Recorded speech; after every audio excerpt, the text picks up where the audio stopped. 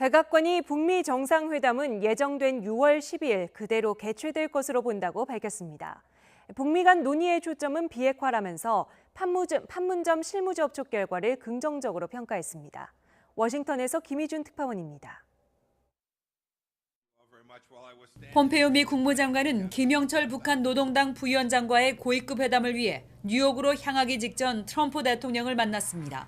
북미 정상회담에 앞선 비핵화 담판을 앞두고 전략을 포괄적으로 논의한 것으로 보입니다. 백악관은 고위급 회담의 초점은 비핵화 문제라고 강조했습니다.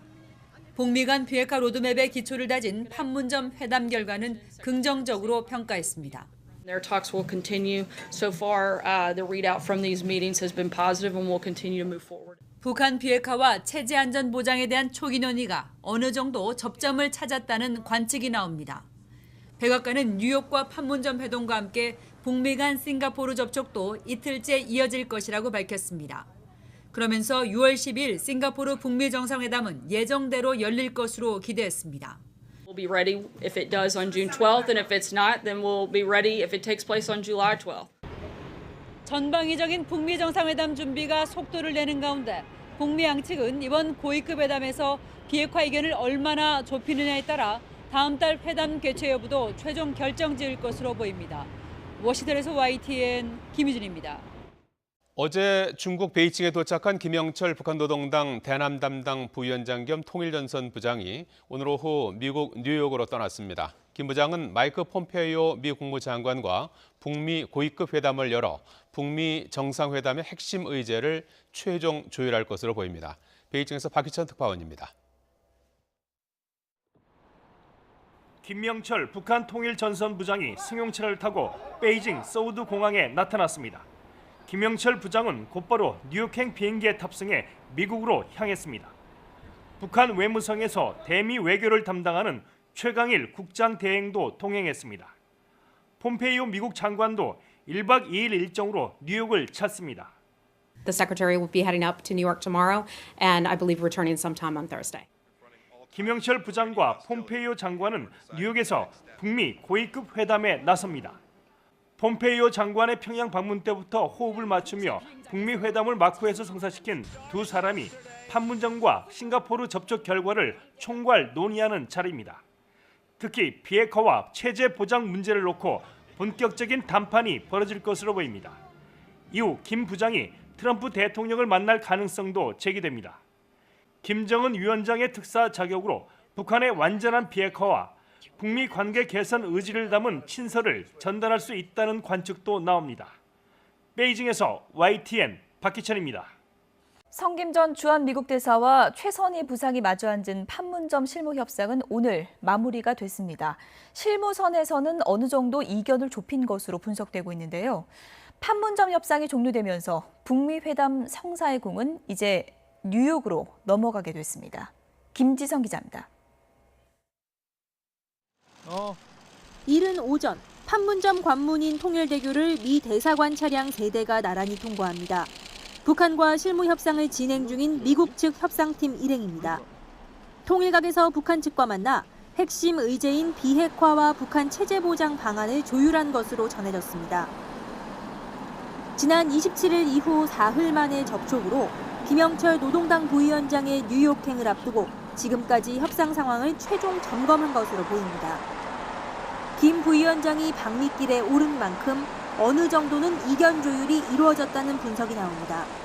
큰 틀에서 이제 조율이 됐고, 물론 이제 뉴욕에서 만나기 때문에 이제 뭐 판문점 실무회담의 결과를 가지고 이제 두 최고위급 인사가 이제 최종적으로 조율하는 그런 과정을 거치겠지만.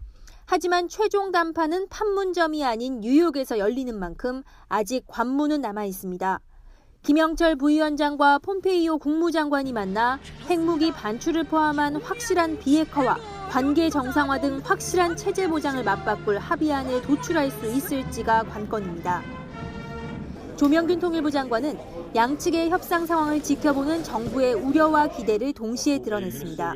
한반도 비핵화에 대한 입장 차이는 여전히 크다. 또 서로 맞춰나가는 것은 쉽지는 않겠습니다만 또 불가능한 것만은 아니다 하는 것이 지금 저희가 갖고 있는 판단입니다. 이어 비핵화와 북한에 대한 체제 안전 보장은 일괄 타결되고 압축적으로 이행돼야 한다는 것이 정부의 입장이라고 강조했습니다. YTN 김지선입니다. 북미 정상회담을 앞두고 물밑 협상의 속도를 내자 주변국들의 움직임도 바빠지고 있습니다. 중국과 일본에 이어서 이제 러시아도 존재감을 드러내려는 움직임입니다. 강정규 기자입니다. 지난 24일 트럼프 대통령의 북미 정상회담 취소 통보는 중국이 발을 담그면서 기우는 듯했던 협상의 판도를 뒤집어 놓았습니다. 이후 남북 미중 4자 구도가 남북미 3자 구도로 재편되면서 물밑 핵 담판에도 속도가 붙었습니다. 북미 정상회담이 성공할 경우에 남북미 3자 정상회담을 통해서 종전 선언이 추진되었으면 좋겠다라는 기대를 가지고 있습니다. 회담의 불씨가 되살아나자 왕년의 6자회담 참가국들도 바빠지기 시작했습니다. 중국은 관영 매체를 통해 종전선언과 한반도 평화체제 논의에서 정전협정 당사국인 자신들을 배제하려는 움직임을 꼬집었습니다. 이어 한미가 중국을 가볍게 봐서도 탓해서도 안 된다고 날을 세웠습니다. 일본은 북미 정상회담 전후로 미일 정상회담과 북일 외무상회담을 추진하는 등 재팬 패싱 논란을 불식하기 위해 안간힘을 쏟고 있습니다. 이스라엘 다음으로 꼽히는 로비력을 동원해 북한의 생화학 무기 폐기나 일본인 납치 문제 등을 의제화하려는 시도로 풀이됩니다. 그동안 조용하던 러시아도 외무부 장관을 평양에 보내는 등 본격적으로 움직이기 시작했습니다. 조선민주주의민공화국 외무상 리용호 동지의 초청으로 세르게이 라브로브 러시아 연방 외무상이 곧 우리나라를 방문하게 됩니다. 중일러 3국이 목소리를 높일 경우 한반도 문제를 둘러싼 이해관계는 더욱 복잡해질 수밖에 없어서 과거에 흐지부지 됐던 6자회담의 전철을 밟게 될 거란 우려도 제기됩니다. YTN 강정규입니다. 싱가포르에서는 의전 문제가 논의되고 있죠. 김정은의 집사로 불리는 김창선 국무위원회 부장이 그제 싱가포르로 향했는데요. 기내에서 고뇌하는 모습을 일본의 한 방송사가 포착을 했습니다. 김창선 부장이 열중한 자료에는 첫째도 둘째도 김정은의 신변 보증이라는 내용이 적혀 있었습니다. 도쿄에서 황보현 특파원입니다. 김창선 국무위원회 부장이 지난 28일 중국 베이징 서우두 공항에 모습을 드러냈습니다. 취재진이 다가가 싱가포르에 가는 목적을 물었습니다. 놀러 갑니다.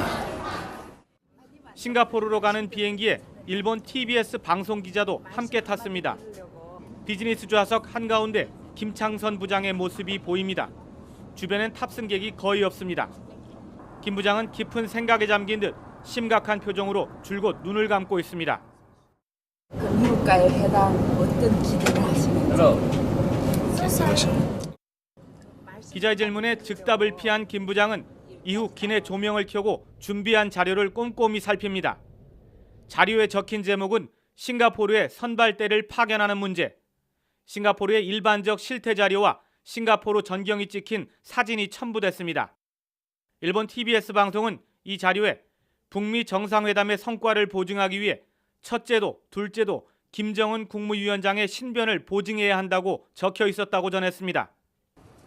새벽에 싱가포르에 도착한 김창선 부장은 직접 공항 트랩까지 나온 싱가포르 정부 관계자들의 안내를 받아 서둘러 숙소로 향했습니다.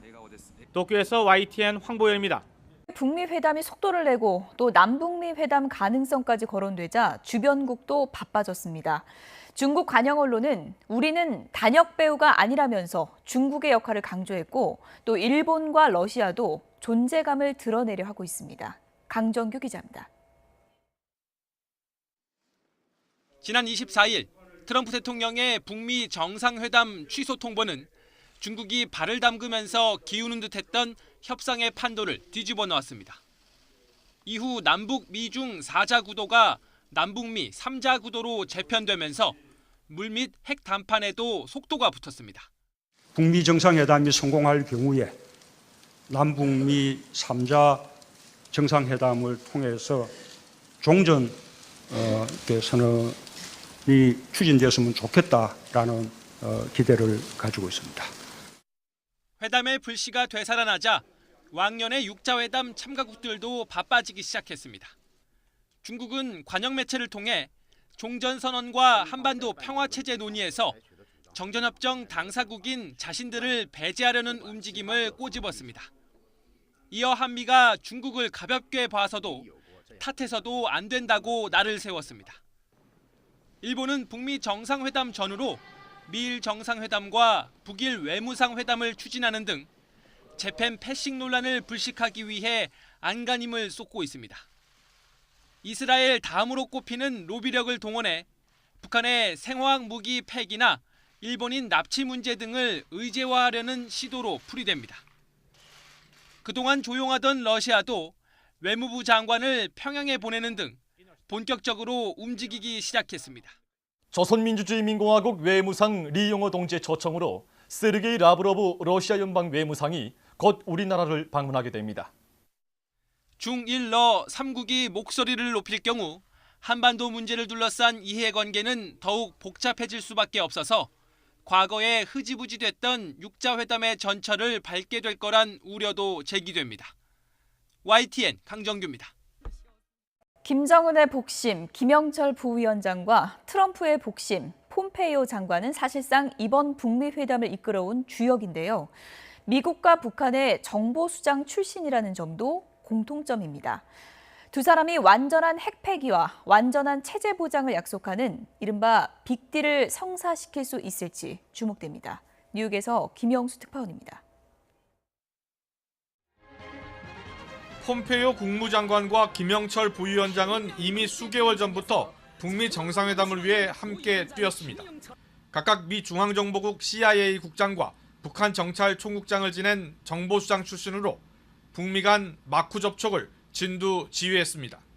폼페이오 장관이 두 차례 평양을 방문해 김정은 위원장을 만났을 때도 늘 김영철 노동당 부위원장과 사전에 논의를 주고받았습니다. He has shared candidly that he understands that economic growth for his people, the well-being of his people depends on a strategic shift. And we hope he's prepared to make that. 때문에 두 사람의 뉴욕 회동 자체가 북미 정상회담을 성공시키려는 양측의 의지가 매우 강하게 반영된 것으로 볼 수 있습니다. 또 미국 여행금지 제재를 받고 있는 김 부위원장의 방미를 허락한 것도 같은 맥락으로 해석됩니다. 다만 협상 장소를 뉴욕으로 택한 것은 북한 유엔 대표부가 있고 향후 협상 과정에서 평양과의 원활한 연락을 위한 것으로 보입니다. 일각에서는 비핵화 합의도 없이 미국의 수도 워싱턴 DC 방문을 허락하는 것이 부담이 됐다는 분석도 있습니다. 두 사람은 뉴욕 핵 담판에서 비핵화와 체제 보장의 빅딜을 위한 막판 합의를 시도할 가능성이 큽니다. 판문점이나 싱가포르에서 열리고 있는 실무급 접촉과는 차원이 다른 큰 틀의 합의가 나올 가능성도 있습니다. 뉴욕에서 YTN 김영수입니다. 어제 중국 베이징에 도착한 북한 김영철 부위원장이 오늘 오후에 미국 뉴욕으로 떠났습니다. 뉴욕에서 폼페이오 국무장관과 북미 정상회담 전 최종 담판을 벌일 것으로 보이는데요. 뉴욕 회담 이후 워싱턴으로 이동해서 트럼프 미국 대통령을 만날지 관심이 쏠리고 있습니다. 베이징에서 박희천 특파원입니다. 김명철 북한 통일전선부장이 승용차를 타고 베이징 서우드 공항에 나타났습니다. 김영철 부장은 곧바로 뉴욕행 비행기에 탑승해 미국으로 향했습니다. 북한 외무성에서 대미 외교를 담당하는 최강일 국장 대행도 동행했습니다. 폼페이오 미국 장관도 1박 2일 일정으로 뉴욕을 찾습니다. The secretary will be heading up to New York tomorrow, and I believe returning sometime on Thursday. 김영철 부장과 폼페이오 장관은 뉴욕에서 북미 고위급 회담에 나섭니다. 폼페이오 장관의 평양 방문 때부터 호흡을 맞추며 북미 회담을 마쿠에서 성사시킨 두 사람이 판문점과 싱가포르 접촉 결과를 총괄 논의하는 자리입니다. 특히 비핵화와 체제 보장 문제를 놓고 본격적인 담판이 벌어질 것으로 보입니다. 이후 김 부장이 트럼프 대통령을 만날 가능성도 제기됩니다.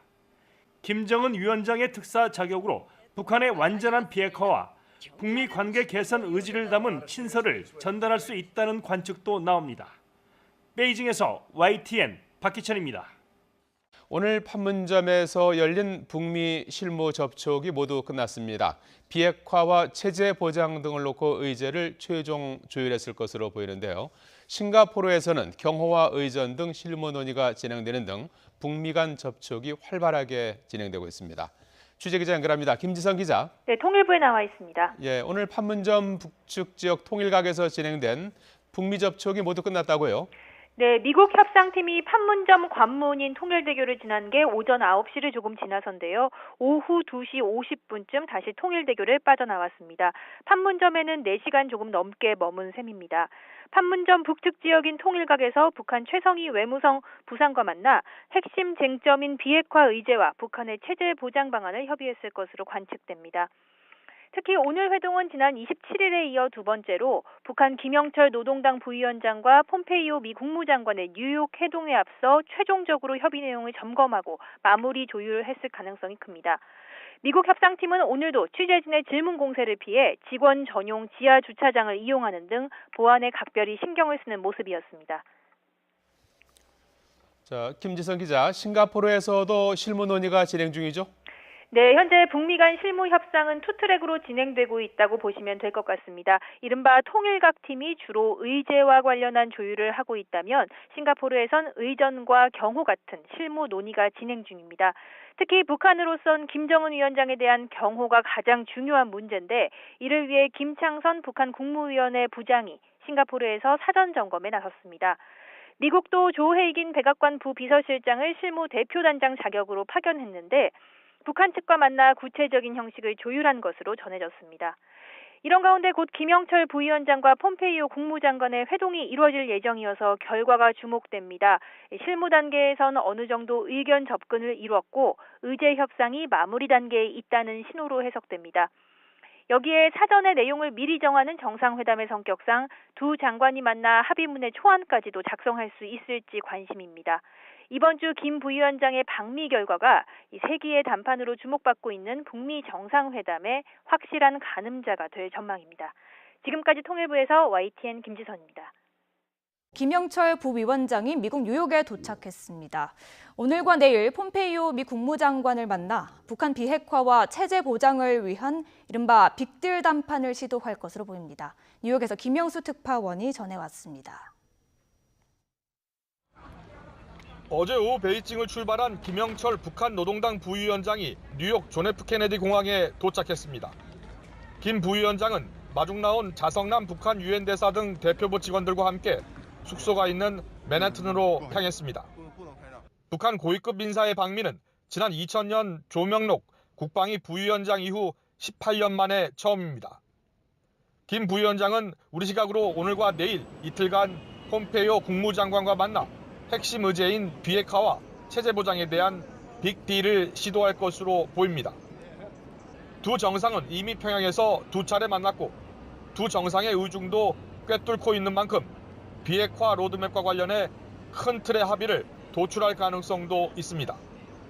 미국 언론들은 첫날인 오늘 환영 만찬과 함께 사실상 1박 2일간의 핵 담판이 시작될 것으로 보고 있습니다. 양측이 이견을 얼마나 좁히느냐가 사상 첫 북미 정상회담의 운명도 좌우할 것이란 전망입니다. 공식적인 북미 고위급 회담은 현지 시각으로 31일 열릴 것으로 보입니다. 만약 북미가 빅딜에 합의할 경우 트럼프 대통령과 김 부위원장의 극적인 만남도 성사될 것이란 관측입니다. 이때 북한의 비핵화 의지를 담은 김정은 위원장의 친서가 트럼프 대통령에게 전달될 가능성도 제기되고 있습니다. 뉴욕에서 YTN 김영수입니다. 북미 정상회담 준비를 위한 북측 총괄 책임자인 북한의 김영철 부위원장이 우리 시각으로 오늘 새벽 뉴욕에 도착했습니다. 김 부위원장은 오늘과 내일 연이틀 폼페이오 국무장관을 만나 북한 비핵화와 체제 보장을 위한 이른바 빅딜 담판을 시도할 것으로 보입니다. 뉴욕에서 김영수 특파원이 보도합니다. 어제 오후 베이징을 출발한 김영철 북한 노동당 부위원장이 뉴욕 존 F 케네디 공항에 도착했습니다. 김 부위원장은 마중 나온 자성남 북한 유엔 대사 등 대표부 직원들과 함께 숙소가 있는 맨해튼으로 향했습니다. 북한 고위급 인사의 방미는 지난 2000년 조명록 국방위 부위원장 이후 18년 만에 처음입니다.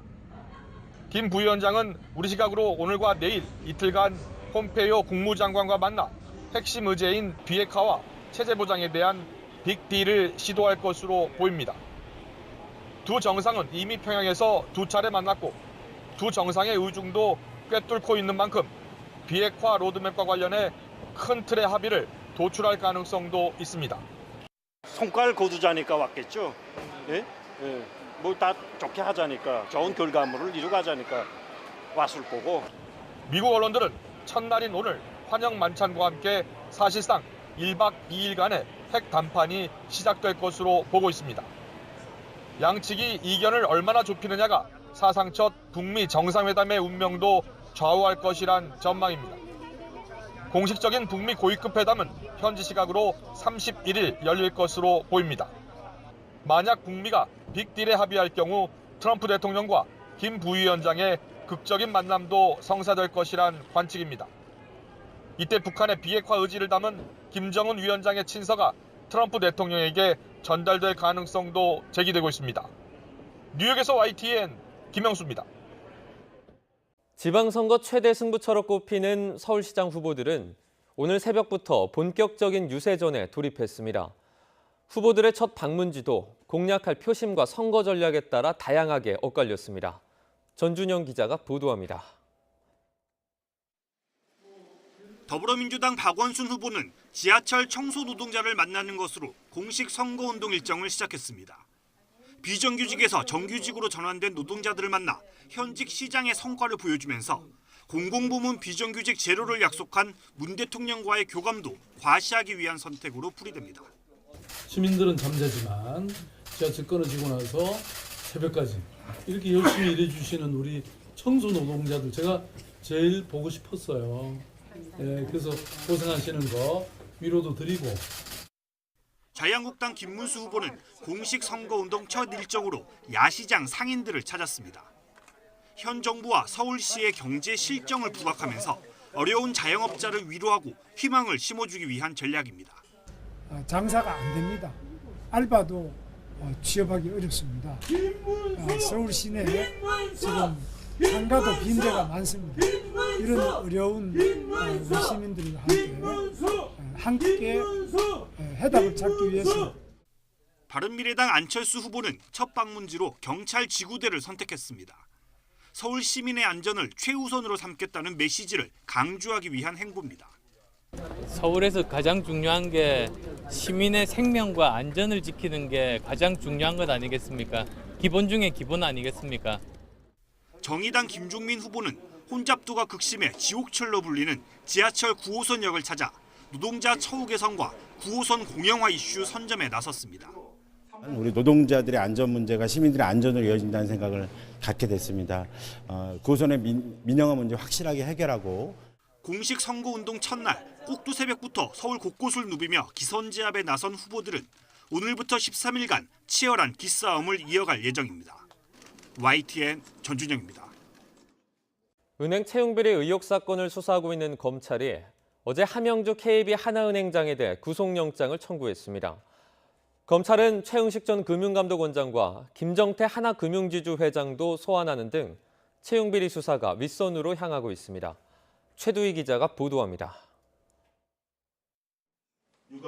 검찰이 함영주 KB 하나은행장에게 적용한 혐의는 업무방해와 남녀고용평등법 위반입니다. 함 행장은 은행 사회이사나 계열사 사장 등의 청탁을 받고 신입사원 채용 과정에서 특혜를 준 혐의를 받고 있습니다. 또 남녀 채용 비율을 미리 정해놓고 신입사원을 선발한 혐의도 받고 있습니다. 은행 채용 비리 수사는 함 행장에 그치지 않고 더 윗선으로 확대되고 있습니다. 검찰은 최근 최응식 전 금융감독원장과 김정태 하나금융지주회장을 피의자 신분으로 불러 조사했습니다. 검찰은 하나은행의 채용비리 의혹에 이들이 어떤 역할을 했는지를 집중적으로 조사한 것으로 전해졌습니다. 앞서 금감원 특별검사에서도 최 원장과 김 회장으로 추정되는 인물이 채용비리 의혹에 연루된 사실이 드러났습니다. 최 전 원장은 하나금융 부사장 시절 추천한 지원자의 점수가 기준에 못 미쳤는데도 합격했다는 의혹을 받고 있습니다. 김 회장은 추천자 명단이 담긴 VIP 리스트에 회라는 표현이 등장하는데 이게 김 회장으로 추정된다고 금감원은 밝혔습니다. 추천 내용에 최응식 부사장 추천으로 표기된 지원자가 있었습니다. 확인하겠습니다. 서류 전형 점수가 418점으로 합격 기준 419점에 1점 미달하였으나 서류 전형을 통과하여 이후에 최종 합격되었습니다. 함행장의 구속 여부를 결정짓는 구속 전 피의자 신문은 내일 오후 열립니다. 이미 하나은행 인사 담당자들은 지난달 구속돼 재판에 넘겨진 가운데 함행장의 영장 발부 여부가 윗선으로 수사가 확대될지를 판가름하는 변곡점이 될 전망입니다. YTN 최두입니다. 강원도지사 선거에는 민주당 최문순 후보와 자유한국당 정창수 후보가 맞대결을 펼치고 있습니다. 특유의 친화력에 여당 바람을 앞세운 최 후보에 맞서 정 후보는 도정 실패론을 들고 나왔습니다. 지환 기자입니다. 3선 도전에 나서는 더불어민주당 최문순 후보는 출마 선언 장소로 동해안의 중심, 강릉에서도 기차역을 선택했습니다. 올림픽 성공 개최와 KTX 설치 주역임을 강조하면서 남북 협력까지 한데 묶겠다는 의도였습니다. 한반도 평화 분위기 속에 최 후보가 제시한 첫 번째 공약 역시 동해안 강릉에서 제진 그리고 북한으로 이어지는 동해북부선 철도 조기 연결입니다. 남북 평화의 무드를 타고 강릉에서 제진 가는 그러니까 그 열차를 타고 저 원산으로 해서 함흥으로 해서 블라디보스토크로 해서 파리로 가는 그 열차를 우리 강릉에서 시작하자는 게 첫 번째 공약이고요. 이에 맞서 과거 강원지사 선거 당락을 늘 좌우했던 원주에 캠프를 차린 자유한국당 정창수 후보는 도정 실패론을 들고 나왔습니다. 영서에서 춘천 레고랜드, 영동에서는 설악산 케이블카 설치 지연 등 주민 관심이 큰 사안을 거론하며 최문순 도정의 아픈 점을 꼬집었습니다. 여기에 인천공항과 관광공사 사장 경력을 내세워 관광산업을 육성하고 찾는 사람을 늘려 일자리를 확대한다는 이른바 방문자 경제 모델을 제시했습니다. 방문객은 와서 체류하고 즐기고 놀고만 가는 게 아니고 기업을 갖고 옵니다. 그래서 방문자가 많이 오고 또 들어오는 기업체가 생기고 그래서 방문자 경제와 기업 경제가 지역 경제를 살립니다. 두 후보 모두 매일 수백 킬로미터를 오가는 광폭 행보를 이어가고 있고 모자란 부분은 SNS를 적극적으로 활용하고 있습니다. 평창 올림픽이 끝난 후 후보 간 정책 차별성이 선명하지 않고 남북 협력 사업에 공약이 집중됐다는 평가도 나오는 상황. 최근 지역 5개 언론사가 공동으로 발표한 여론조사에서는 최 후보가 정 후보를 크게 앞서는 것으로 나타났습니다. 전통적인 보수 텃밭으로 분류되는 강원 지역이지만 도지사 선거에서만큼은 그동안 당을 떠나 현직의 압도적 우세가 이어졌습니다. 결국 접경지가 많은 강원도 특성을 고려할 때 남북 평화 분위기와 현직 프리미엄이 선거에 얼마나 영향을 미치냐에 따라 당락이 좌우될 전망입니다. YTN 지환입니다. 북미 정상회담의 북측 최고 책임자인 김영철 부위원장이 뉴욕에 도착했습니다. 김 부위원장은 오늘과 내일 폼페이오 국무장관을 잇따라 만나 북한 비핵화와 체제 보장을 위한 이른바 빅딜 담판을 시도할 것으로 보입니다. 뉴욕에서 김영숙 특파원이 보도합니다. 어제 오후 베이징을 출발한 김영철 북한 노동당 부위원장이 뉴욕 존 F 케네디 공항에 도착했습니다. 김 부위원장은 마중 나온 자성남 북한 유엔 대사 등 대표부 직원들과 함께 숙소가 있는 맨해튼으로 향했습니다. 북한 고위급 인사의 방미는 지난 2000년 조명록 국방위 부위원장 이후 18년 만에 처음입니다. 김 부위원장은 우리 시각으로 오늘과 내일 이틀간 폼페이오 국무장관과 만나 핵심 의제인 비핵화와 체제 보장에 대한 빅딜을 시도할 것으로 보입니다. 두 정상은 이미 평양에서 두 차례 만났고 두 정상의 의중도 꿰뚫고 있는 만큼 비핵화 로드맵과 관련해 큰 틀의 합의를 도출할 가능성도 있습니다. 미국 언론들은 첫날인 오늘 환영 만찬과 함께 사실상 1박 2일간의 핵 담판이 시작될 것으로 보고 있습니다. 양측이 이견을 얼마나 좁히느냐가 사상 첫 북미 정상회담의 운명도 좌우할 것이란 전망입니다. 공식적인 북미 고위급 회담은 현지 시각으로 31일 열릴 것으로 보입니다. 만약 북미가 빅딜에 합의할 경우 트럼프 대통령과 김 부위원장의 극적인 만남도 성사될 것이란 관측입니다. 이때 북한의 비핵화 의지를 담은 김정은 위원장의 친서가 트럼프 대통령에게 전달될 가능성도 제기되고 있습니다. 뉴욕에서 YTN 김영수입니다. 직원들을 상습 폭행한 혐의를 받는 한진그룹 조영호 회장의 부인 이명희 이루재단 이사장이 경찰에 다시 소환돼 11시간 동안 조사를 받은 뒤 귀가했습니다. 이 씨는 직원에게 가위나 화분을 던진 게 맞는지 등을 묻는 취재진의 질문에 아무런 대답을 하지 않은 채 차량을 타고 떠났습니다. 경찰은 이 씨를 상대로 피해자들과 진술이 엇갈리는 부분에 대해 집중적으로 캐물으며 사실관계를 다시 확인했습니다. 경찰은 이 씨가 증거를 없애거나 말을 맞출 가능성도 있다고 보고 특수폭행 혐의 등으로 이 씨에 대한 구속영장을 신청할 방침인 것으로 전해졌습니다.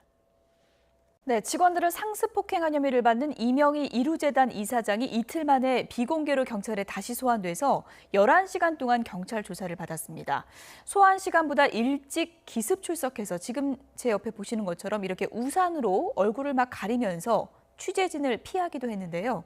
경찰은 조사 결과를 바탕으로 구속영장을 신청할 계획입니다. 취재기자 연결돼 있습니다. 전준영 기자. 네, 전준영입니다. 네, 이명희 이사장 조금 전에 귀가했다고요? 네, 오늘 아침 이틀 만에 다시 경찰에 소환된 이명희 씨가 11시간 동안 조사를 받은 뒤 조금 전 밤 9시쯤 귀가했습니다.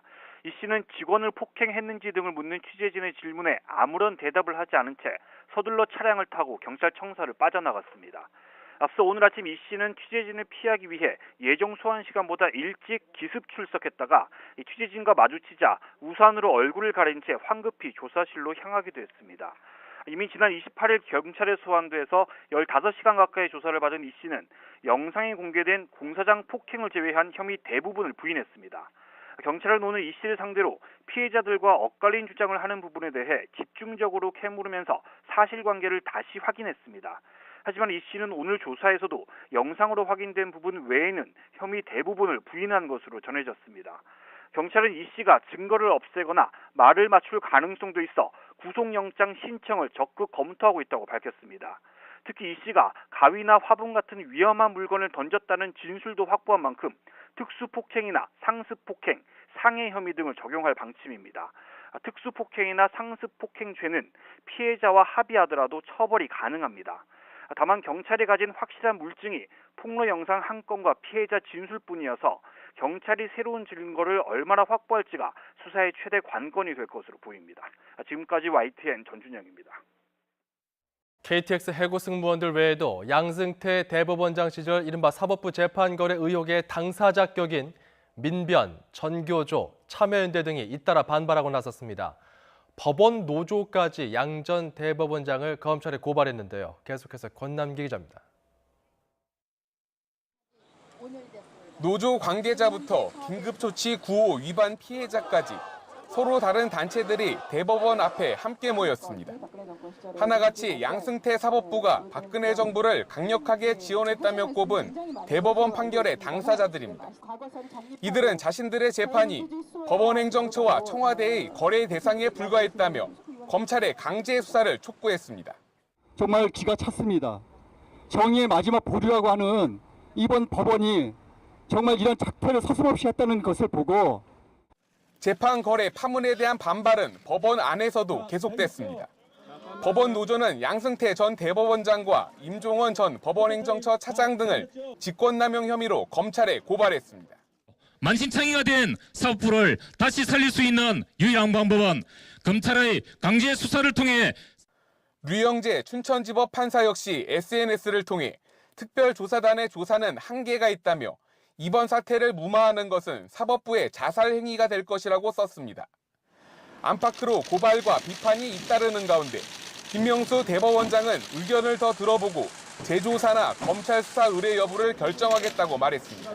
모든 내외의 의견을 종합하여 결정할 생각입니다.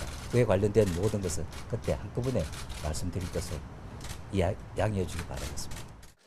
대법원장의 최종 결정이 늦어지는 가운데 외부는 물론 법원 내부에서까지 재판 중립성에 대한 비판의 목소리가 나오면서 사법부에 대한 불신은 시간이 갈수록 커지고 있습니다. YTN 권남기입니다. 이번 6.13 지방선거 여야 목표는 어떻게 다를까요? 민주당은 광역단체장 17곳 가운데 최소 9곳을 장담하고 있고 한국당은 불리한 초반 판세를 딛고 최대 9곳 승리를 목표로 내걸었습니다. 장하영 기자입니다. 문재인 정부의 한반도 평화 이슈에 몸을 실은 더불어민주당은 은하철도 999를 패러디해 평화철도 111 유세단을 결성했습니다. 광역단체장, 기초단체장, 기초의원을 모두 기호 1번으로 선택해달라는 뜻으로 붙인 이름입니다. 이미 지난 2014년 선거에서 차지했던 9곳에다 격전지로 꼽는 경남, 부산까지 최대 15곳에서의 승리를 기대하고 있는 만큼 출정식 분위기도 떠들썩했습니다. 한반도 비핵화가 완성되는 상징인 바로 남북 평화철도의 연결이지 않나 생각합니다. 내세울 수 있는 자랑스러운 스타 군단으로 제가 모셨습니다. 자유한국당은 공식 선거운동을 시작하기도 전에 홍준표, 백의종군 주장이 분출하며 질 수 있다는 위기감이 팽배합니다. 하지만 홍 대표는 앞서 주장한 6곳뿐만 아니라 충남과 강원까지 모두 9곳에서 승리할 수 있다며 목소리를 더욱 높이고 있습니다. 당 홈페이지로 연일 민주당 후보에 대한 네거티브 공세를 이어가는 가운데 김성태 원내대표는 살아야 한다는 이름의 유세 지원단을 꾸릴 예정입니다. 정말 한반도로 이 평화천지가 되는 것처럼 이 젊은 세대를 호도하고 있지만 이거는 진실이 아닙니다. 이 6.13 지방선거 이제 14일밖에 남지 않은 여기에서 우리 국민들이 제대로 된 심판을 해주시지 못하면은 안철수 서울시장 후보를 중심으로 수도권에 기대를 걸고 있는 바른미래당은 일부 TV토론에서 김영환 경기도지사 후보가 제외됐다며 중앙선거관리위원회를 항의 방문했습니다. 방송사의 이익에 따라서, 방송사의 입맛에 따라서 우리 선거방송 자유롭게 불공정하게 할 수 있어라고 하는 것을 선관위가 놔주면 선관위가 그 상황에서 왜 존재하게 됩니까? 민주평화당은 전북을 비롯한 호남에서의 선전을, 정의당은 7표 가운데 최소 3표 분산 투자를 외치고 있습니다. 민주평화당을 살려주셔서 우리가 전북이, 호남이 대접을 받고 제 몫을 찾아야 합니다. 한 표를 시민 여러분들의 삶을 위해 가장 귀하게 행사해 주십시오. 투자 승수가 가장 높은 정당, 정의당입니다. 당마다 다른 분위기 속에 여야 지도부 교체와 정계 개편까지 이어질 6.13 지방선거의 카운트다운이 시작됐습니다. YTN 장하영입니다.